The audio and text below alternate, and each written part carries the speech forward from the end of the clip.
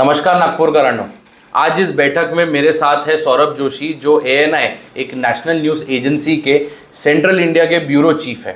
आज हम इनसे समझने वाले हैं कि नागपुर लोकसभा जो कॉन्स्टिट्यूएंसी है उस बारे में, उसके राजकारण के बारे में, उसके politicians, political parties, developments and इस कॉन्स्टिट्यूएंसी की इक्वेशन के बारे में। सौरभ जी, पहला प्रश्न मैं कहूँ तो सिंपल सा है कि मॉडल कोड ऑफ कंडक्ट जो है, जो मैक्सिमम यहाँ ऑडियंस है वो यंगस्टर्स है, ठीक है, कुछ कुछ फर्स्ट टाइम वोटर्स है, उन्हें ये समझाना है कि model code of conduct exactly क्या होता है। नमस्कार। मॉडल कोड ऑफ कंडक्ट आदर्श आचार संहिता उसे कहा जाता है, शॉर्ट फॉर्म उसका MCC है।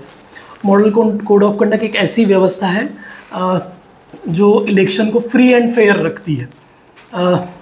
जैसा मॉडल कोड ऑफ कंडक्ट में एक नियम होते हैं, वो नियम पॉलिटिकल पार्टीज़ के लिए होते हैं, कैंडिडेट्स के लिए होते हैं और पॉलिटिकल कार्यकर्ताओं के लिए होते हैं।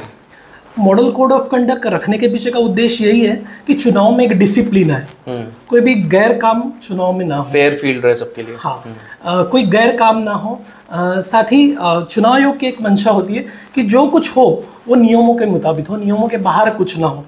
तो एक ऐसे नियम बनाए जाते हैं जिसमें सबसे महत्वपूर्ण मॉडल कोड ऑफ कंडक्ट का एक पार्ट ऐसा होता है कि आप सरकारी मशीनरी का दुरुपयोग नहीं कर सकते। पहले क्या होता था, जो चुनाव होते थे उसमें पॉलिटिकल जो लीडर्स होते हैं, जो मिनिस्टर्स होते थे, वो कहीं ना कहीं जो सरकारी यंत्रणा है उसका दुरुपयोग करते थे। तो चुनाव आयोग के ध्यान में आया तो चुनाव आयोग ने इसमें सुधार किया। जब TN सेशन हमारे जब चुनाव आयुक्त, मुख्य चुनाव आयुक्त बने, उनके कार्यकाल से ये जो मॉडल कोड ऑफ कंडक्ट, इसमें कई तरह के नियम और लगाए गए, इसे रिवाइज किया गया और आज का जो रूल्स एंड रेगुलेशंस है, जो मॉडल कोड ऑफ कंडक्ट है, वो काफ़ी हद तक कठोर है, ताकि चुनाव नियमों के मुताबिक हो, कोई उसमें दखलंदाजी ना हो बाहर की, और एक तरीके से डिसिप्लिन में चुनाव लड़ाया जाए, ये उसके पीछे का उद्देश्य है। आपकी इस जवाब से एक चीज समझ में आ रही कि ये मॉडल कोड ऑफ कंडक्ट या आचार संहिता is for politician, political parties और कार्यकर्ता। बट इस मॉडल कोड ऑफ कंडक्ट से जो नागरिक हैं, सिटीजन्स हैं, उनको क्या फर्क पड़ता है, या उनके ऊपर क्या नियम आते हैं कि आप ये नहीं कर सकते, ये नहीं कर सकते, या उन पे लाइफ में क्या फर्क, या शहर as a bird's eye view से अगर हम देखें तो उसमें क्या फ़र्क पड़ता है? नहीं, ये मेजरली ये अगर देखा जाए तो ये पॉलिटिकल पार्टीज, कैंडिडेट्स के लिए ही मॉडल कोड ऑफ कंडक्ट होता है। नियम कुछ होते हैं, जैसा आप कहीं जा रहे हैं, कैश लेकर जा रहे हैं, तो आपको 50,000 के ऊपर कैश नहीं ले जानी है। अगर ले भी जानी है किसी कारणवश, तो उसके लिए आपको उसका वैलिड प्रूफ भी साथ में रखना है। अभी बहुत लोगों को इतना कन्फ्यूज़न है मॉडल कोड ऑफ कंडक्ट के बारे में। जब ये मॉडल कोड ऑफ कंडक्ट लगा था तो मुझे एक फ़ोन आया था, उस बंदे ने मुझे कहा कि क्या मुझे बाहर जाना है तो मैं एक गाड़ी में 4 या 6 लोग जा सकते हैं। मैंने से कहा ये ऐसा कुछ नहीं है, ये सब आप कोविड के डेज में, वही बोल रहा था, कोविड के डेज से मत आप ये करिए। बट इससे डेवलपमेंट कहीं ना कहीं अफेक्ट हो रहा है ना, से बहुत सारे काम रुक जाते हैं, या नए काम आप ले नहीं सकते, वो ऑब्वियस है। बट जो एग्जिस्टिंग काम चल रहे, क्या वो रुक जाते हैं कि वो चल बिल्कुल नहीं रुकते। जो काम शुरू हो चुके हैं, जिनका भूमि पूजन हो चुका है, जिनका वर्क ऑर्डर हो चुका है, वो काम जो शुरू है वो होते हैं। नई घोषणाएं नहीं हो सकती इसमें, नए कामों की घोषणाएं नहीं हो सकती, नए काम शुरुआत भी नहीं हो सकते।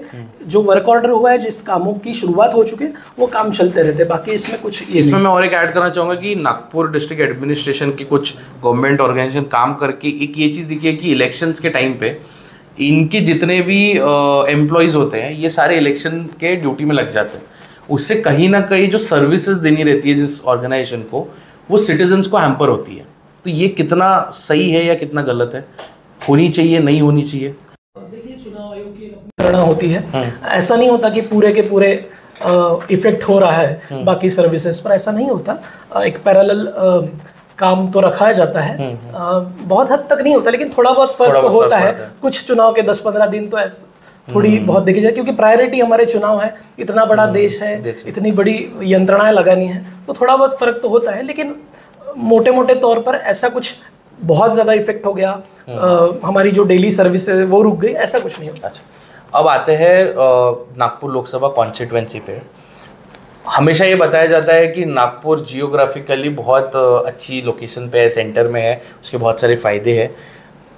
पॉलिटिकली, जियोग्राफिकली क्या स्पेशलिटी है नागपुर की? नागपुर लोकसभा कॉन्स्टिट्यूंसी है, प्योरली अर्बन कॉन्स्टिट्यूंसी है। अच्छा। इसमें 6 असेंबली कॉन्स्टिट्यूंसी शहर के पूरे। उसमें नागपुर पूर्व, पश्चिम, उत्तर, दक्षिण, दक्षिण पश्चिम, मध्य और ईस्ट, पूर्व। ये हिंगना नहीं आएगा ना? हिंगना नहीं है, ये प्योरली सिटी वाला पार्ट है। पहले इसमें क्या था कि डिलिमिटेशन के पहले इसमें कामठी था, कामठी का जो क्षेत्र है, कामठी विधानसभा, वो इसमें थी। लेकिन 2009 के बाद वो रामटेक में चले गई और यहाँ पर जो एक नई कॉन्स्टिट्यूंसी बनी नागपुर दक्षिण पश्चिम, साउथ वेस्ट, वो उसमें जोड़ी गई। तो ये प्योरली शहरी मतदार संघ है, ऐसा कैसे? तो ये शहरी मतदार संघ जो हुआ है अभी, इसमें अलग अलग जो जितने भी कॉन्स्टिट्यूएंसीज है, तो इसमें they only have to vote directly to the जो खड़े हो रहे कैंडिडेट, उन लोगों को। उसमें जो पॉलिटिकल यंत्रणा इनकी काम करती है, तो वो शहर के जो कॉन्स्टिट्यूएंसी है वही करती है। और ये जो कामठी या कहूँ, या रुक जाइए, क्वेश्चन गलत गया, बहुत जल्दी। हिस्टोरिकली नागपुर लोकसभा कॉन्स्टिट्यूएंसी का क्या इंपॉर्टेंस रहा है, और अभी तक के 2024 तक के जो पॉलिटिक्स है यहाँ की, वो कैसे इवॉल्व हुई है और किस डायरेक्शन में वो पॉलिटिक्स चली है, इस बारे में अगर आप कुछ हमें बता पाए। मराठीत सांगतो मी। नागपूर लोकसभा मतदारसंघ जो आहे तो सुरुवातीपासूनच, म्हणजे जेव्हापासून लोकसभा इलेक्शन स्टार्ट झाले 1952 पासून, तेव्हापासूनच हा मतदारसंघ अस्तित्वात आला। नागपूरच्या पहिला खासदार आहे महिला खासदार अनुसूयाबाई काळे, काँग्रेसच्या त्या खासदार होत्या। त्या पहिल्या लोकसभेला त्या उभ्या राहिल्या तेव्हा 3.5 लाख मतदार नागपुरात होते आणि पहिल्यांदा त्यांनी काँग्रेसच्या उमेदवारावरून चांगला विजय मिळवला। आणि दुसरं जे इलेक्शन झालं त्यामध्ये पण त्या निवडून आल्या। या 2 इलेक्शनमध्ये अनुसूयाबाई काळे काँग्रेसच्या उमेदवार म्हणून निवडून आल्या। पहिलं जे इलेक्शन होतं त्याच्यामध्ये काँग्रेसची फाईट ही समाजवादी पक्षासोबत होती नागपुरात। तेव्हा हे बीजेपी जनता दल होतं मला वाटतं। हां, ते जनता दल तर फार नंतर आलं, समाजवादी पक्ष त्यावेळेस होता आणि त्यांनी त्या काळी छान फाईट दिली होती आणि पहिला महिला खासदार म्हणून त्यांचा एक वेगळा मान नागपुरातही होता आणि देशाच्या लोकसभेत पण होता। नंतर जर आपण पाहिलं तर 1962ला तिसरी निवडणूक झाली, तर 1960ला महाराष्ट्र राज्याची निर्मिती झाली। महाराष्ट्र राज्याच्या निर्मितीनंतर एक विदर्भाची चळवळ कुठेतरी इथे सुरू झाली होती, वेगळा विदर्भ झाला पाहिजे, महाराष्ट्रात आम्हाला जायचं नाही। तर किती मोमेंट सुरू झाली होती, त्या मोमेंटचं नेतृत्व करणारे बापूजी अणे एक मोठं नाव विदर्भात होतं। तर त्या काळात ते काँग्रेसपासून महाराष्ट्रच्या मुद्द्यावर आणि विदर्भाच्या मुद्द्यावर थोडे दुरावले होते आणि त्या काळात त्यांनी अपक्ष म्हणून उमेदवारी अर्ज दाखल केला। काँग्रेसचेच कार्यकर्ते होते, ते काँग्रेसचे नेते होते, पण त्यांनी अपक्ष म्हणून उमेदवारी अर्ज दाखल केला आणि ते निवडणुकीच्या रिंगणात उभे राहिले आणि ते त्या निवडणुकीत जिंकले। पण त्या निवडणुकीची एक छान गंमत अशी आहे की काँग्रेसकडून त्या काळात रिखपचंद शर्मा म्हणून एक कॅन्डिडेट काँग्रेसने दिला होता आणि त्यांच्या प्रचारासाठी जवाहरलाल नेहरू या ठिकाणी आले होते। जवाहरलाल नेहरूंना जेव्हा पत्रकारांनी विचारलं की कशी तुम्ही इथली निवडणूक जिंकणार, तर जवाहरलाल नेहरूंनी म्हटलं की अरे बापूजी अणे तर काँग्रेसचेच कार्यकर्ते आहे। तर तो मेसेज इतका फास्ट लोकांमध्ये गेला, मतदारांमध्ये, की ती निवडणूक बापूजी अणेंनी एक चांगल्या मतांनी जिंकली। तर अशा सगळ्या पद्धतीने सुरुवातीच्या 3 निवडणुका या ज्या आहे त्या पहिल्या 2 काँग्रेसने जिंकल्या, तिसरा अपक्ष उमेदवार काँग्रेसचेच जे नेते होते बापूजी अणे त्यांनी ती निवडणूक जिंकली आणि मग नंतर 1967 मध्ये पुन्हा काँग्रेसचे देवघरे जे आहेत ते या ठिकाणी निवडून आले। पुन्हा मग देवघरेंना टक्कर देण्यासाठी मग त्या काळात जामवंतराव धोटे एक मोठं नाव विदर्भाच्या चळवळीतलं, त्यांना विदर्भ का शेर असं म्हटलं जायचं, तर ते मैदानात उतरले। फॉरवर्ड ब्लॉक, नेताजी सुभाषचंद्र बोस यांची जी पार्टी होती त्यांनी जी स्थापन केली होती, ते जामवंतराव धोटे हे रिंगणात होते, ते पण चांगल्या मार्जिन या ठिकाणी जिंकले। जामवंतराव धोटेंबद्दल अनेक तुम्हाला जुने लोक सांगू शकतील की ते जेव्हा रस्त्यावर उभे राहायचे तेव्हा जिथे ते थांबले तर तिथे एक मिरवणूक किंवा एक सभा असं त्यांचं वलय त्या काळात होतं। तर त्यामुळे त्याचा फायदा त्यांना सगळं मिळाला। ते नागपूरचेच होते का? नाही, ते प्रॉपर यवतमाळचे होते, नागपुरातून त्यांनी निवडणूक लढली होती। आणि नंतर मग आपण जर पाहिलं तर नंतर मग जामवंतराव धोटे पराभूत पण झाले पुढच्या निवडणुकीत। त्यांनी काँग्रेस मध्ये पुन्हा प्रवेश केला पण त्यांना ती काही निवडणूक जिंकता आली नाही. नंतर मग 84ची निवडणूक असेल, 89ची निवडणूक असेल, या दोन्ही निवडणुकीत बनवारीलाल पुरोहित जे आता पंजाबचे गव्हर्नर आहेत ते त्या काळात काँग्रेसमध्ये होते आणि काँग्रेसमध्ये त्यांनी ती दोनदा निवडणूक 84 आणि 89ची जिंकली. 71मध्ये पुन्हा निवडणुका झाल्या तेव्हा दत्ता मेघे या ठिकाणी काँग्रेसचे उमेदवार म्हणून निवडून आले. त्याच्यानंतर 96मध्ये 95-90चा जो सुरुवातीचा काळ होता तेव्हा राम मंदिर आंदोलन देशात खूप प्रभावीपणे सुरू होतं. बनवारीलाल पुरोहित काँग्रेसमधून भाजपमध्ये आले. अच्छा. आणि त्यांनी राम मंदिराच्या मुद्द्यावर ती जी निवडणूक झाली होती, मला असं वाटते 96ची निवडणूक, ती राम मंदिराच्या मुद्द्यावर लढल्या गेली आणि बनवारीलाल काँग्रेस सोडून भाजपमध्ये आले. भाजपची पूर्ण एक फौज, त्या काळात जे भाजपचं वातावरण तयार झालं होतं पूर्ण देशात, त्याचा फायदा बनवारीलाल यांना मिळाला आणि त्यांनी 96ची निवडणूक लढली. त्याच्यानंतर मग 98, 99मध्ये पुन्हा निवडणूक झाली होती. 98, 99, 2004 आणि 2009 हे 4 टर्म विलास मुत्तेमवार जे हायेस्ट ज्यांचा रेकॉर्ड आहे इथे नागपुरात खासदार होण्याचा, ते निवडणूक लढले. 2014 नंतर आपण पाहिलंच की देशात जे काही वातावरण परिवर्तन झालं, नितीन गडकरी त्यानंतर नागपुरात उभे राहिले. 2014ची निवडणूक त्यांनी चांगल्या मार्जिनने जिंकली. 2019मध्ये याच्या आधीची जी निवडणूक आहे ते पण गडकरी जिंकले आणि आता 2024मध्ये पण ते कॅन्डिडेट आहे. तर एकंदरीत असं नागपूरचं जे नागपूर लोकसभाचा जर आपण विचार केला तर या ठिकाणी जवळपास 12 वेळा काँग्रेसने विजय मिळवला आहे. तर आपण एक प्रकारे म्हणू शकतो की हिस्टॉरिकली नागपूर लोकसभा सीट हा काँग्रेसचा गड आहे. याच्यामध्ये 4 वेळा 3 वेळा भारतीय जनता पार्टीने, 1 वेळा फॉरवर्ड ब्लॉकने, 1 वेळा अपक्ष बापूजी गडे, पण ते पण आपण काँग्रेसचेच म्हणतो कारण काँग्रेसचेच होते. एकंदरीत आपल्याला जर म्हणायचं झालं तर हा हिस्टॉरिकली पूर्वी हा काँग्रेसचा गड होता नागपूर लोकसभा. ओके. आता याच्यामध्ये ना माझ्या मनात 2 प्रश्न आले ॲज अन यंगस्टर यूथ, की आपण म्हणतो की हा विदर्भ या नागपूर हा काँग्रेसचा गड होता आणि आता म्हणतात की BJPचा गड झालेला आहे. पण आपल्या नागपुरातले विदर्भातले मतदार मला पहिले काँग्रेसकडे गेले, मग आता BJPकडे आलेले आहे आणि आता नागपूरला नॅशनली असं म्हणतात की RSSचा गड आहे, हिंदुत्वाचा गड आहे, इथून सरकार चालते आणि ही सगळी एक इमेज क्रिएट झालेली आहे. पण 14 नंतरच का हे असं RSSवाला या हिंदुत्ववाला नागपूरला हा टॅग भेटला? त्याच्या पहिल्याच्या काळातही नागपूर असेल ना, म्हणजे तेव्हा ही पॉलिटिक्स नव्हती का की RSS हिंदुत्व हे 14 नंतर का, म्हणजे असं काय याची ब्रँडिंग झालेली आहे? RSSची स्थापनाच नागपुरातली आहे. 1925 साली RSSची स्थापनाच नागपुरात झाली आणि RSSचे जे संस्थापक आहे डॉक्टर केशव बळीरामपंत हेडगेवार, ते स्वतः काँग्रेसमध्ये होते त्या काळात. पण तुम्ही जसं म्हणताय की 2014 नंतर एक चांगलं अच्छे दिन जो आपण म्हणतो त्या विचाराला, म्हणजे संघाचा विचार असेल, भाजपचा विचार असेल, त्याला एक अच्छे दिन आले आणि सलग 2 निवडणुका जिंकल्यावर आणि विदर्भातले 10ही मतदारसंघात भाजपची ताकद, एक फक्त चंद्रपूर सोडला तर 9 मतदारसंघात, त्याच्या आधीच्या निवडणुका 2014मधल्या त्याही वेळेस 10ही मतदारसंघात भाजप आणि शिवसेनेची युती ती जिंकली. म्हणून एक असं ठोस प्रमाणे म्हटलं जातं की 2014 नंतर जे वातावरण परिवर्तन जे देशात झालं आणि नागपूर या 10 जागा जिंकल्या, त्यातही नागपूरची जी पहिल्यांदा चांगल्या यांनी जागा भारतीय जनता पार्टीने जिंकली गडकरींच्या रूपात, त्यामुळे एक संघाचं मुख्यालय पण आहे, भाजपची ताकद पण आहे. नागपूरचेच मुख्यमंत्री पण त्या काळात होते देवेंद्र फडणवीस. 2 पॉवरफुल नेते ज्यावेळेस एका शहरातून असतात, संघाचं मुख्यालय ज्या ठिकाणी असतं, त्यामुळे स्वाभाविक आहे की तो RSSचा गड आहे. नागपूर हा RSSच्या विचारांशी जोडलेला आहे असं म्हटलं जातं आणि त्यात काही वावगं पण नाही आहेच तो RSSचा गड असं म्हणता येईल. एक जसं माझ्या प्रश्नामध्ये होतं की पॉलिटिक्स आतापर्यंतही कशी चालली, आता आपण पाहतो आहे तर 2024ची निवडणूकमध्ये गडकरी म्हणतात आहे की मला इन्फ्रास्ट्रक्चर जे डेव्हलपमेंट केलं आहे, मी जे विकास केला आहे त्याच्यावर मला मत आहे. दुसऱ्या साईडला काँग्रेसचे ऑब्व्हियसली त्यांना विरोध करून तो मत मागतात आहे. पण या निवडणुकीमध्ये हे दिसतं की development is the only thing ज्याच्या बेसिसवर लोक कॅन्डिडेट मतं मागतात. पण 14च्या पहिले या 14ला हाच विषय होता का की काही दुसरे विषय होते की आम्हाला मत द्या या मुद्द्यावर? असं मला आठवण आहे की 14च्या निवडणुकीमध्ये विदर्भचा मुद्दा खूप हायलाईट झाला होता की आम्ही वेगळा विदर्भ करून देऊ आणि ते एक वोटिंग बूथ्स पण लावले होते की तुम्ही विदर्भ वेगळा पाहिजे का, तुम्ही मतं द्या. तर हे काही चेंज झालं आहे का आता आणि पहिल्यामध्ये? पहिले काय विषय चालू होते? नाही कसं आहे, 2014ची जी निवडणूक झाली ती देशात एक वेगळं वातावरण तयार झालं.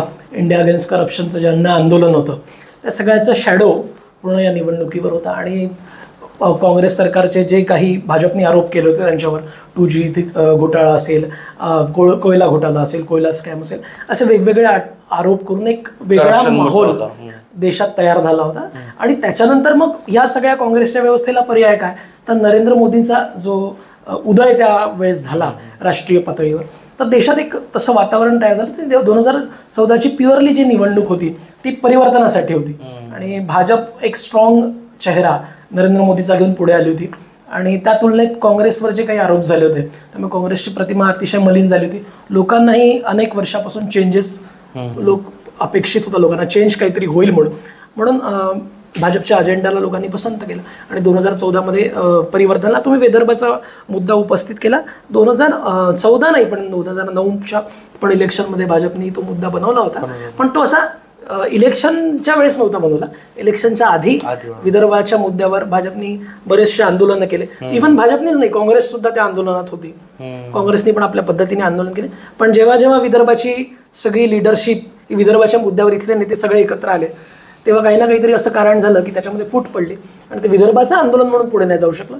मग प्रत्येकाने बीजेपीने आपल्या पार्टी लेवलवर ते आंदोलन केलं, काँग्रेसनी आपल्या प्लॅटफॉर्मवरती केलं. पण असं विदर्भाचं आंदोलन जसं जांबुवंतराव डोटेंच्या काळात होतं तसं आंदोलन पुढे या ठिकाणी उभं राहू शकलं नाही दुर्दैवाने. त्याच्यामुळे विदर्भाच्या मुद्द्यावर जरी असं म्हणता येणार नाही, 2014ची जी निवडणूक होती ती प्युअरली जे देशात वातावरण तयार झालं होतं परिवर्तन आणि इंडिया अगेन्स्ट करप्शनचं जे अण्णांचं आंदोलन होतं त्या सगळ्या याचा शॅडो या 2014च्या निवडणुकीवर होता.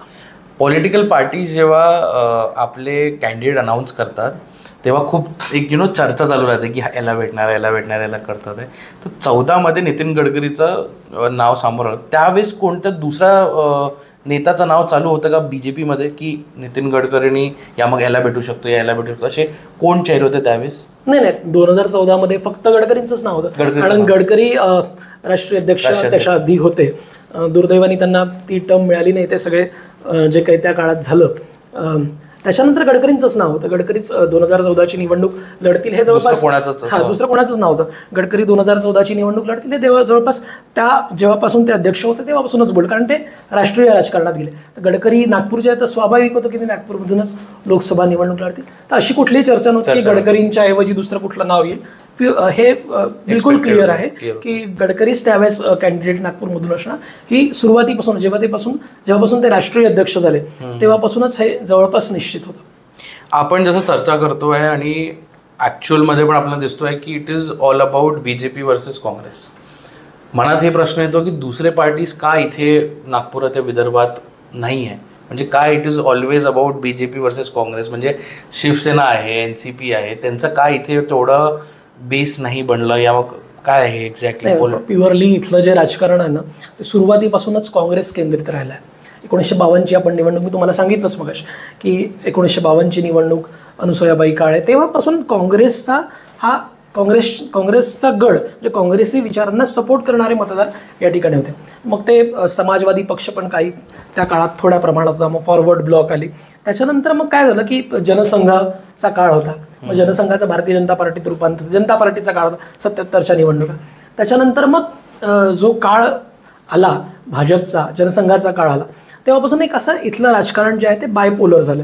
दोनच प्रमुख पार्टी नागपूरच्या राजकारणात आपल्याला पाहिलं. तुम्ही विचारलं की बाकी पक्ष या ठिकाणी का नाही आहे, बाकी पक्ष पण तेवढा त्यांना सीट्स आहे त्यांना तेवढा जनाधार नाही आहे. बाकी सगळे पक्ष या दोन पक्षाची मेहनत नाही केली तेवढी असं म्हणू शकतो. ज्या लेवलवर बीजेपीने काँग्रेसला टक्कर दिली त्या फोर्सनी दुसरे पार्टीजनी टक्कर नाही दिली. नाही कसं आहे की ताकद उभं राहायलाही प्रयत्न करावे लागतात. त्यांचे त्या काळात प्रयत्न कमी. शिवसेना नागपूर शहरात नसली तरी जिल्ह्यात आहे. प्रयत्न सगळ्यांनीच केले. शरद पवारांच्या NCPनी पण त्यावेळेस प्रयत्न केले. त्याच्यानंतर शिवसेनेने पण प्रयत्न केले. पण नागपूरचं जे राजकारण आहे हे दोनच पार्ट्यांभोवती नेहमी म्हणजे सुरुवातीपासून आतापर्यंत दोनच पार्टीभोवती फिरत राहिलं. त्या लोकांनी आपापल्या परी मेहनत केली पण त्यांना त्या काळात लोक मिळाले नसतील किंवा त्यांनी संधी दिल्या नसतील इथे जे त्यांचे कार्यकर्ते होते. त्याच्यामुळे ते एस्टॅब्लिश होऊ शकले म्हणू शकतो. म्हणून त्या बीजेपीला तो एक मॅनपॉवरचा एक स्ट्रेंथ पण भेटलेला आहे.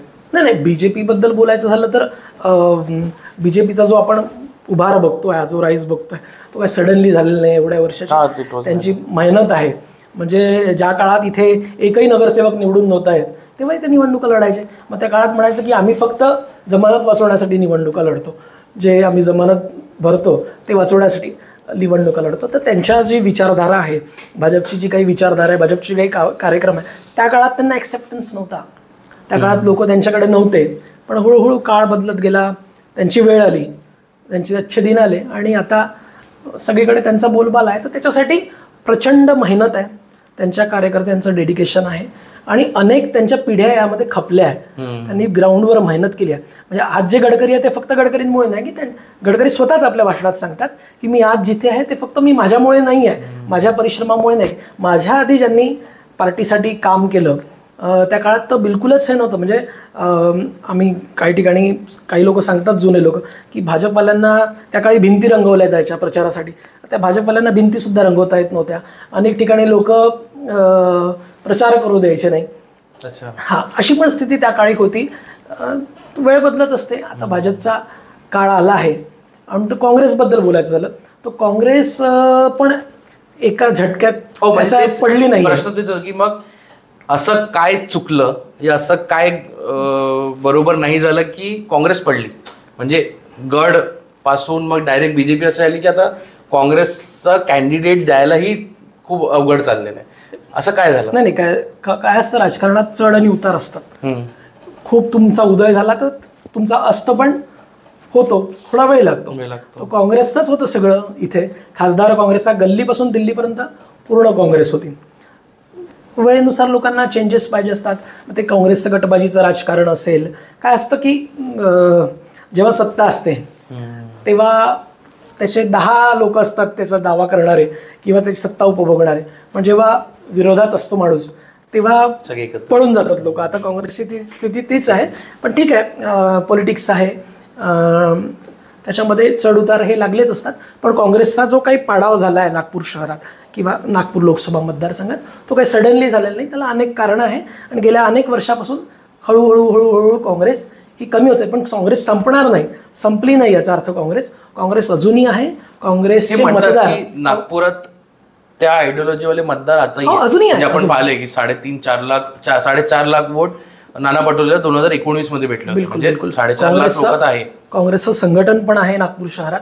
ठीक आहे, ते काही कार्यकर्ते इकडे तिकडे गेले असतील पक्षांमध्ये, पण काँग्रेसचं संघटन आहे. काँग्रेसच्या विचारांचे लोक आहे. 3-3.5 लाख मतं निवडणुकीत घेणं याचा अर्थ हे वन साइडेड नाही आहे. पण काँग्रेसचे लोक पण आहे आणि ते करतायत काम. ऑर्गनायझेशनलवर तुम्ही काही डिफरन्सेस पाहिले का? एवढ्या वर्षापासून तुम्ही जेव्हा इथे काम करतात या क्षेत्रात, तर BJP ॲज अन ऑर्गनायझेशन आणि काँग्रेस ॲज अन ऑर्गनायझेशन, म्हणजे मी भरपूरदा माझ्याच मित्रांना म्हणतो की यार, if you think BJP is powerful because of Hindutva, Ram Mandir और such things, it is false. It is because of the organisational strength BJP has और दे हॅव क्रिएटेड. तर दोघांचं ऑर्गनायझेशनल स्ट्रेंथमध्ये खूप फरक आहे. म्हणजे पहिल्याचा जो काळ होता, 2009ची गोष्ट करू, तेव्हा काँग्रेसचं ऑर्गनायझेशन एवढा स्ट्रॉंग होता का? आणि आता जो आज BJPचा आहे. एक नागपुरातलेच एक सिनियर काँग्रेस लीडर आहे, त्यांनी आमच्याशी असंच अनौपचारिक गप्पांमध्ये सांगितलं की काँग्रेस का संघटन नाही होता, काँग्रेस हवा में चुनाव लढती. काँग्रेसचं असं भाजपचं जसं संघटन असतं, प्रॉपर महामंत्री असतात, संघटन मंत्री असतात, काँग्रेसमध्ये आता होत आहे तसं सगळं. ते सगळं सिस्टीम आता डेव्हलप होत आहे. पण काँग्रेसमध्ये आतापर्यंत जे काही 2014च्या आधीपर्यंत आपण पाहिलं ते एक हवेवर निवडणूक लढवायची. काँग्रेसचं काय असतं, भाजपमध्ये काय असतं की भाजपचा कॅन्डिडेट असतो, त्याच्यानंतर त्यांचं संघटन असतं, पूर्ण अशी वर्कफोर्स असते. काँग्रेसमध्येच असते. काँग्रेसमध्ये उमेदवारच पूर्ण निवडणूक लढत असतो आणि त्या उमेदवाराच्या मागे जे काही त्याचे कार्यकर्ते असतात तेच संघटन असते. भाजपमध्ये तसं नाही आहे. भाजपमध्ये एक प्रॉपर संघटन आहे, अध्यक्ष, महामंत्री, संघटन मंत्री, व्यापारी आघाडी, त्यांच्या वेगवेगळ्या आघाडी आहेत. म्हणजे समाजात काम करणारे जितके प्रोफेशनल आहेत सगळ्या याच्यात त्यांनी आपल्याशी जोडले आहेत. म्हणजे व्यापारी असतील, वकील लोक असतील, खेळाडू असतील, सांस्कृतिक असतील, म्हणजे अशा वेगवेगळ्या आघाडी त्यांनी निर्माण केल्या आहे. SC मोर्चा आहे, ST मोर्चा आहे, मायनॉरिटी विंग आहे. तसं काँग्रेसमध्ये पण आहे. पण काँग्रेसमध्ये ते फक्त नावाला आहे. भाजपमध्ये ऍक्च्युअल ते काम करतं, कारण की त्यांनी बिल्ड केलं आणि भाजपचं कसं आहे की भाजप इलेक्शन असो नसो भाजपचं काम 12ही महिने चालू असतं. काँग्रेसवाले फक्त निवडणुकीच्या वेळेस जागतात. हे जे तुम्ही सांगितलं, आता आपण त्या इंडस्ट्री या त्या ॲटमॉस्फिअरवर आपल्याला समजतो, पण जे सामान्य नागरिक आहे, जो यंगस्टर आहे, त्याला समजायसाठी की बीजेपी फक्त इलेक्शनमध्ये काम नाही करत पण बाकी वेळ पण काम करतो. हे जे बाकी वेळ काम राहतात ते काय एक्झॅक्टली राहतं, म्हणजे काय चालू राहतं त्यांचं ऑर्गनायझेशन? त्यांचे वेगवेगळे कार्यक्रम असतात. जसं बघा की आता भाजपचं त्यांनी गेल्या 1 वर्षापासून लोकसभा निवडणुकीची तयारी सुरू केली. त्यांचा सतत जनसंपर्क असतो, लोकांकडे मोदी सरकारच्या योजना पोहोचवण्याचं त्यांनी काम केलं. वेगवेगळे सरकारचे जे काही कार्यक्रम असतात किंवा ज्या योजना असतात त्या लोकांपर्यंत पोहोचवण्याचं काम असेल, नियमित संपर्क असतील, त्याच्यानंतर वेगवेगळे कार्यक्रम जे होतात ते कार्यक्रम ते आपल्या ऑर्गनायझेशनच्या माध्यमातून ते राबवत असतात. तर असं सगळं म्हणजे यामागचा उद्देश एवढाच असतं की पार्टीला ऍक्टिव्ह ठेवणं, कार्यकर्त्यांना ऍक्टिव्ह ठेवणं, आणि फक्त आपण निवडणुकीपुरते नाही आहोत तर आपल्याला एक कार्यकर्ता म्हणून पण आपलं काहीतरी जबाबदारी, असं त्या लोकांचं थिंकिंग आहे आणि त्या पद्धतीने ते सतत काम करत असतात. काँग्रेसमध्ये होत आहे असं सगळं, होत नाही असं नाही. काँग्रेस पण आता बऱ्यापैकी काँग्रेसनी स्वतःमध्ये चेंजेस केले आहेत, पण भाजपच्या तुलनेत अजून कमी आहे ते त्यांना यायला. कारण काँग्रेस हा फक्त कसं म्हणतात की काँग्रेसला फक्त सत्ता माहिती आहे, विरोधी पक्षात कसं काम करायचं त्यांना तुम्ही एखादं आंदोलन करायला सांगाल तर ते कदाचित नाही करू शकणार. आणि भाजपवाले सत्तापेक्षा त्यांना आंदोलन करण्यात म्हणजे अजूनही ते सत्तेत हे विसरून जातात आणि आंदोलन ते जास्त जिद्दीने करू शकतात. पण काँग्रेसचं तसं नाही आहे.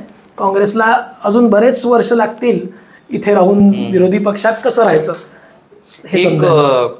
तुम्ही आपल्या एक्सपिरियन्सवर जर हो या नाही मध्ये उत्तर देऊ शकाल तर, मी जेव्हा काँग्रेसच्या कार्यकर्त्यांशी चर्चा करतो तर ते लोग सांगतात की यार हमारी पार्टी में ना स्व इच्छे से लोग काम करते हैं कि पार्टी के लिए काम करना है. वही दूसऱ्या साइड बीजेपी में it is a corporate culture की प्रॉपर एक स्ट्रक्चर, जसं आपण बोललो की स्ट्रक्चर आहे, काही काही लोकांना पेड वठवलेलं आहे, काही काही लोकांना आणलेलं आहे या सर्व्हिसेससाठी. इज इट ट्रू और इज इट नॉट ट्रू? नाही पप्पा, काय आहे की निवडणूक जेव्हा येते तेव्हा प्रोफेशनल सर्व्हिस त्यांना हायर कराव्याच लागतात. कारण कसं आहे की कार्यकर्ता ती एक स्ट्रेंथ आहे, ऑर्गनायझेशन एक स्ट्रेंथ आहे, पण तुम्हाला जर प्रोफेशनली अजून चांगलं काम करायचं असेल आणि अजून जास्त लोकांपर्यंत पोहोचायचं असेल तर अशा सगळ्या सर्व्हिसेस हायर करावे लागतात. 2014 नंतर आपण जे बघितलं निवडणुकांचं जे काही कल्चर आहे, आजच्या निवडणुकांचं जे काही कल्चर आहे, तर ते त्यांची आवश्यकता झालेली आहे कुठल्याही पार्टीची. काँग्रेस पण ते करत नाही असं नाही. प्रोफेशनल सर्व्हिस घ्याव्या लागतात, नव्या लोकांना आणावं लागतं, पार्टी मोठी करावी लागते, जे नाही करायचं ते पण करावं लागतं. एक तर मजबुरी पण असते आणि दुसरं म्हणजे अल्टिमेटली निवडणुकांमधूनच त्यांना पुढे जायचं असतं. पार्टी कशी वाढेल, पार्टी ऑर्गनायझेशन ठीक आहे वाढेल, पण जर सत्तेत यायचं असतं तर या सगळ्या गोष्टी कराव्या लागतात, त्याच्यात काही वावगं नाही आहे. आणि काँग्रेसमध्ये पण हे सगळं होतं, प्रोफेशनल सर्व्हिस सगळ्याकडे घेतल्या जातात. आता जसं हा लोकसभाचा निवडणूक आहे, नागरिकांना आपल्याला हे एक थोडं क्लॅरिफाय करायचं आहे की हा जो इलेक्शन आहे, हा जो निवडणूक आहे, हा कोणत्या विषयांवर आपण या कोणत्या इश्यूजवर, कोणत्या टॉपिक्सवर आपण याच्यामध्ये मतदान करायला पाहिजे. तर हे काय, कोणते लोकसभामध्ये म्हणजे कोणते इश्यूज? जसं पाणी आहे, आता पाणी महानगरपालिकाचा पण विषय आहे, पण त्याला एमपीचा पण तो विषय होतो की मेको पुरे शहर को 24 आवर्स पाणी देणार. तर हा विषय कोणाचा आणि कसं, म्हणजे आपण ते डिफरन्शिएट कसं करायचं? कसं आहे की लोकांमध्ये खूप मिसकन्सेप्शन असतं की महानगरपालिकेचे विषय कोणते, राज्य सरकारशी संबंधित विषय कोणते आणि केंद्राचे विषय कोणते. तर आपण बेसिक एक म्हणता येईल की नॅशनल निवडणूक, लोकसभेच्या निवडणूक आहे तर या देशाच्या निवडणूक आहे. आणि खासदाराचं काम काय असतं की मतदारसंघाचे प्रश्न लोकसभेत मांडणे, ज्या काही पॉलिसीज, जे काही कायदे बनत आहेत त्यामध्ये आपलं मत ठेवणे, आपल्या मतदारसंघाचा जे काही विषय आहे त्या ठिकाणी ठेवणे आणि कायदे बनवण्यात आपली एक भूमिका तिथे निभावणे, हे एक मेन आहे. त्याच्यानंतर देशाचे जे काही योजना बनतात, कार्यक्रम बनतात, त्याच्यामध्ये त्यांनी सूचना करणे किंवा एखाद्या वेळेस आपल्या मतदारसंघातील लोकांवर किंवा एखाद्या समाजावर अन्याय होत असेल तर त्याविरुद्ध आवाज उठवणे आणि त्यामध्ये पार्टिसिपेशन करणे, त्या सगळ्या प्रोसेसमध्ये कायदे बनण्याचं, हे मुख्यतः खासदाराचं काम असतं. पण तुम्ही जसं म्हटलं की पाण्याचा विषय, ते अगदी बरोबर आहे की खासदार म्हणून त्याची जबाबदारी आहेच की शहरातलं पाण्याचा विषय असेल, कुठल्याही नागरी समस्या ज्या काही असेल, पाण्याचा विषय असेल, कचऱ्याचा विषय, त्याच्यामध्ये लक्ष तर त्याचा एक शहरा लेवलवर त्याचा तो काम आहे. हां, त्याचं काम आहे एक गार्जियन म्हणून, कारण सगळ्यात मोठी शहरातली ती पोस्ट आहे. त्याच्यामुळे त्याचं काम आहे ते की त्या सगळ्या गोष्टींवर लक्ष ठेवणे, समन्वय करणे. खासदार पण छोट्याशा विषयावर मीटिंग घेऊ शकतात ना, NMCशी रिलेटेड काही विषय असतात तर त्याच्यामध्ये ते समन्वय घडवून आणू शकतात किंवा अधिकाऱ्यांना सांगू शकतात की अशा पद्धतीने तुम्ही करा. तर हे खासदाराचं सगळ्या गोष्टींमध्ये खासदाराचा हस्तक्षेप असतो आणि खासदार त्या पद्धतीने काम करू शकतो. जसं तुम्ही म्हटलं की खासदाराचं काम आहे त्या सभेमध्ये विषय मांडणं आपल्या मतदारसंघाचे. थोडे डिस्क्रिप्टिव्ह वेमध्ये तुम्ही पॉइंटर्समध्ये सांगू शकाल की कोणते विषय तिथे मांडतात हे लोक? बघ, तिथे संसदीय आयुध वेगवेगळे आहेत. एक तो तिथे लक्षवेधी सूचना असतात, ते पॉईंट ऑफ इन्फॉर्मेशन असतो. म्हणजे आपल्या मतदारसंघातली एखादी घटना घडली ती जर देशात आपल्याला सगळीकडे पोचवायची असेल किंवा सरकारच्या लक्षात आणून द्यायची असेल तर ते एक फोरम आहे लोकसभा. तिथे त्याला वेळ मिळतो, ते वेगवेगळे आयुध असतात, त्याचा उपयोग करून क्वेश्चन्स विचारू शकतात. एखाद्या आपल्या मतदारसंघाचा प्रश्न असेल तो तिथे लिखितमध्ये तिथे देऊन सरकारकडून त्याचं उत्तर घेऊ शकतात आणि सरकारने जर उत्तर समाधानकारक दिलं नसेल तर त्याला अजून प्रतिप्रश्न विचारून सरकारकडून ती माहिती घेऊ शकतात किंवा सरकारच्या लक्षात आणून देऊ शकतात की हे तुमचं बरोबर आहे, हे चूक आहे. अशा पद्धतीचं त्याचं काम असतं. आणि वेगवेगळे हे आहेत, मंत्र्यांना भेटून आपल्या मतदारसंघाचे प्रश्न मांडणे, त्याच्यानंतर एक कायदा बनवण्यात आहेच. आणि या सगळ्या याच्यामध्ये त्याची भूमिका एक महत्त्वाची असते. कायदा बनवणे, मतदारसंघातले प्रश्न तिथे मांडणे आणि त्याची सोडवणूक करून घेणे आणि आपल्या मतदारसंघाचा जितका जास्तीत जास्त फायदा होत असेल तेवढं करून घेणे. याच उत्तराला कनेक्ट करून एक प्रश्न आहे की इन्फ्रास्ट्रक्चर डेव्हलपमेंट आपल्या नागपुरात भरपूर झालेलं आहे, ठीक आहे. असं त्यालाही ॲग्रेसिव्हली आपण आपल्याकडून पिच करतात आहे की इन्फ्रास्ट्रक्चर डेव्हलपमेंट केलेलं आहे. त्याच्यामध्ये दोन प्रश्न आहे की इन्फ्रास्ट्रक्चर डेव्हलप करून जे वोटर्स आहेत ते वोट करतील का. दुसरा, ॲग्रेसिव्हली इन्फ्रास्ट्रक्चर डेव्हलप करणं हे एक शहराच्या ग्रोथसाठी is it a right strategy असं, म्हणजे तुम्ही ज्या चर्चा करतात तुमच्या इंडस्ट्रीमध्ये या पॉलिटिकल याच्यामध्ये, तर ही जी स्ट्रॅटर्जी याला बरोबर म्हणतात का की it is a right or good strategy or there can be any other strategies? Infrastructure development हा विषय तर आहेच, महत्त्वाचाच विषय आहे. लोक काय, मी आता माझं मत नाही सांगत, मी लोकांचं मत सांगत. लोक जेव्हा विचार करतात ना या सगळ्या गोष्टींवर तर लोक 2014 नंतर झालेलं डेव्हलपमेंट आणि 2014च्या आधीचं डेव्हलपमेंट ही सरळ सरळ तुलना लोक करतात. तर ठीक आहे, त्याच्यामध्ये लोकांचे फॉर आणि अगेन्स्टमध्ये काही विषय असतील. जसं फॉरमध्ये की खूप छान डेव्हलपमेंट झालं आहे, आधी एवढे मोठे रस्ते नव्हते, एवढे पूल नव्हते. तर काही लोकांचं असं म्हणणं आहे की ठीक आहे डेव्हलपमेंट तर झालं आहे पण त्याच्यानंतर ज्या समस्या झाल्या, घरांमध्ये पाणी घुसणं असेल, त्याच्यानंतर त्यांच्या मते पर्यावरणाचा जो काही ऱ्हास झाला आहे, झाडं तोडण्यात आली, पण ठीक आहे डेव्हलपमेंट होतं तेव्हा काही समस्या तर निर्माण होतात पण त्याच्यामधून पण तोडगा काढला जाऊ शकतो. सस्टेनेबल डेव्हलपमेंट आपण ज्याला म्हणतो, पर्यावरणपूरक डेव्हलपमेंट ज्याला आपण म्हणतो. तर लोक असा विचार करतात की डेव्हलपमेंट होत आहे पण लोकांच्या काही सूचना पण असतात त्याच्यामध्ये. तर लोक असा सगळा विचार या सगळ्यामध्ये करत असतात. आता नागपुरात विकास डेव्हलपमेंट हा फोकस्ड आहे मुद्दा इलेक्शनमध्ये. तर लोक विचार करताय आणि तुलना पण करतायत की 2014च्या आधी काय होतं, 10 वर्षात काय बदल झाले. निश्चित लोकांच्या काही सूचना आहे की अजून चांगलं व्हायला हवं होतं. कारण की पॉलिटिकली मलाही वाटतं की इन्फ्रास्ट्रक्चर डेव्हलप करणं ही एक राईट स्ट्रॅटेजी, कारण की इन दी एंड वोटर्सला जेव्हा ते दिसतो तेव्हाच तो अट्रॅक्ट होऊन मत देतो. बरोबर. म्हणजे मी त्याच्यासाठी ग्राउंड लेवलवर काही डेव्हलपमेंट केलं या काही गोष्ट सॉल्व्ह केली त्याच्या बेसिसवर तो मत त्याला दिसायला पाहिजे भाई क्या डेव्हलपमेंट आहे, त्याच्यात इम्प्रेस होतो.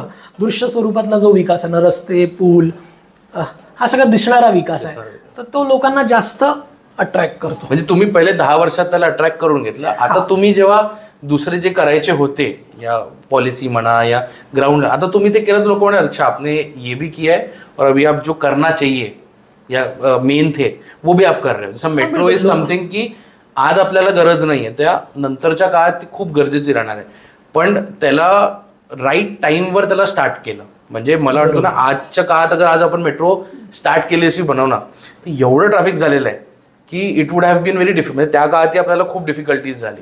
तर तो एक राईट टाईमचा डेव्हलपमेंट होता. तर आता मेट्रोनी मला इम्प्रेस केलं, पण आता मेट्रो नंतर मग टॉयलेट्स बनवणं शहर लेवलवर, तर मी दोन्ही साईडने मग इम्प्रेस झालो आहे की अरे मेट्रोही बन गया आहे आणि हेही झालेलं आहे. या इलेक्शनमध्ये ना असं म्हटलं जातं की काँग्रेसच्या साईडनी या BJPच्या साईडनी कास्ट इक्वेशन्स खूप फॉलो केले जातात. काय नागपुरात आजच्या काळात कास्ट इक्वेशन मॅटर करतात या फॉलो केले जातात या त्याच्या बेसिसवर होतात निवडणुका? पॉलिटिशियन्ससाठी तर आहेच. पॉलिटिशियन्स जे निवडणूक लढतात ते तर विचार करतात. नाही म्हणजे मी ज्या कास्टचा असेल त्या कास्टचं तर ठीक आहे, पण मी ज्या कास्टचा नाही आहे त्या कास्टचा तो इक्वेशन्स खूप होतो का? हां, होतो, बऱ्या प्रमाणात होतो. जातीय समीकरण हे कुठल्याही निवडणुकीत जो उमेदवार असतो पॉलिटिकल पार्टीज त्याचा विचार करत असतात. इवन कॅन्डिडेट देण्यापूर्वी पण ते विचार करत असतात. पण खरंच त्याचा उपयोग होतो का, तर याबद्दल दोन प्रकारचे मतं आहेत. नागपुरात एक खासदार असे होऊन गेले, मंचर शाहवारी, गेवावारी जे होते त्यांचे वडील, ते तर अल्पसंख्याक समाजाचे होते. त्यांच्या समाजाचे हार्डली इथे लोक असतील, पण ते पण खासदार झाले. स्वतः विलास मुत्तेमवार ज्या समाजाचे आहेत त्या समाजाचे खूप जास्त वोट्स नाही आहे नागपुरात, पण ते पण निवडून आले. नितीन गडकरी ज्या समाजाला रिप्रेझेंट करतात त्या समाजाची खूप अशी ताकद आहे असं पण नाही आहे. त्यामुळे खूप जास्त इफेक्ट मतदान करताना जातीय समीकरण लक्षात घेऊन किंवा तो माझ्या कास्ट आहे म्हणूनच मी त्याला मतदान करेन असं फारसं घडत नाही. पण पॉलिटिशियन किंवा जो निवडणूक लढणार आहे तो मात्र आपलं मायक्रो प्लॅनिंग करताना या सगळ्या गोष्टी विचारात ठेवतो की मला या जातीची इतके मतं कसे मिळतील, युटिलायझेशन आपण करू शकतो करायचं, त्यासाठी मला काय प्लॅनिंग करायला पाहिजे, त्या समाजाचे लोक मला कसे जोडले पाहिजे, त्यांच्यासाठी मला त्यांना थोडं प्रेस करण्यासाठी काय करायला पाहिजे किंवा त्यांच्याशी संपर्क कसा झाला हे फार असतं.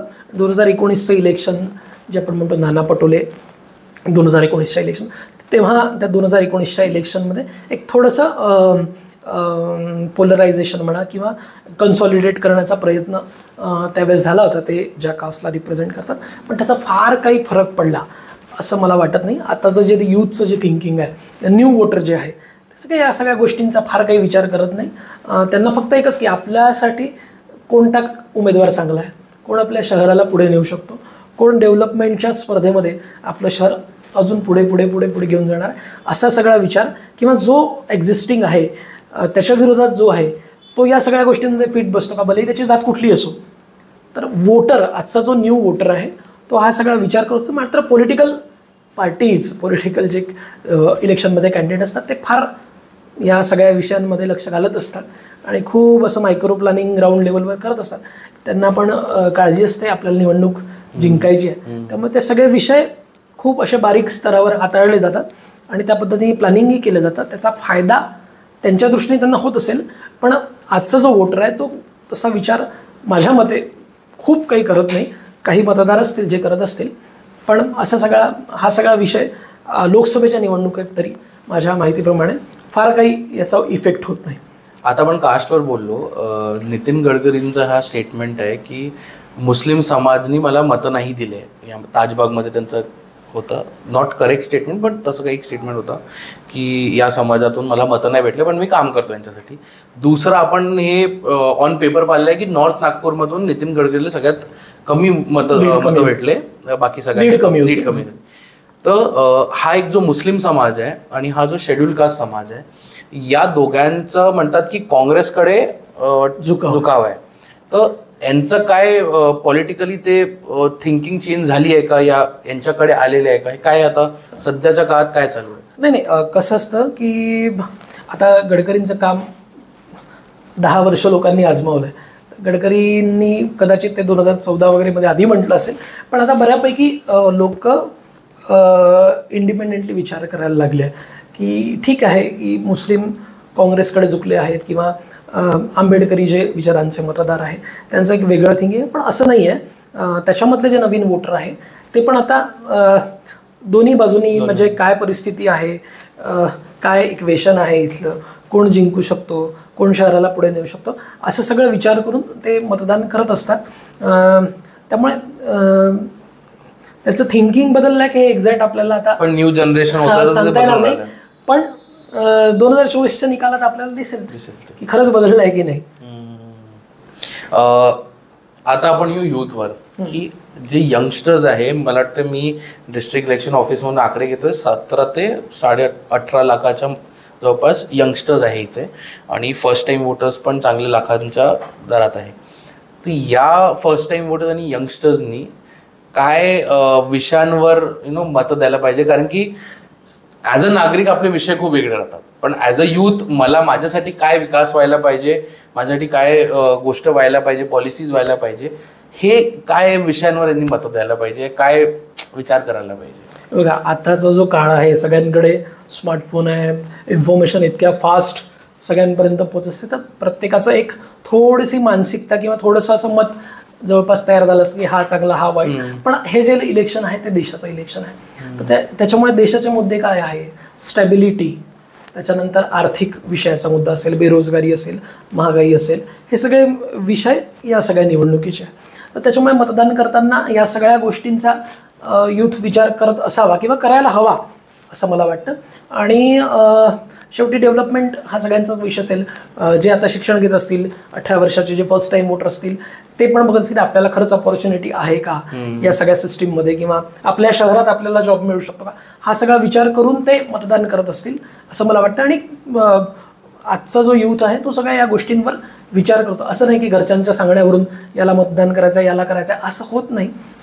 काही ठिकाणी होतंही तसं, पण आता यूथ पण विचार करायला लागला, त्याच्याकडे सगळी इन्फॉर्मेशन येते आहे.